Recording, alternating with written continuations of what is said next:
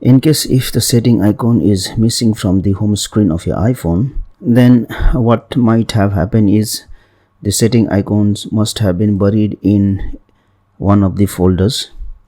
So what you do is swipe the screen to the bottom to open the search option and type settings here, and you will be able to see the settings icon.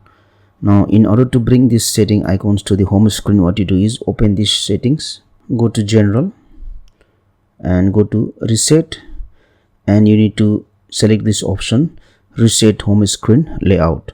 So once you do it, the setting icons will be available on the home screen. Now please note that if you have arranged the applications in a particular order, then that arrangement will be gone, and then you need to rearrange the icons again. Thank you for watching this video. Please like and share this video if you found it helpful. Also click on the subscribe button and hit on the bell icon to get the notification of our latest videos for free.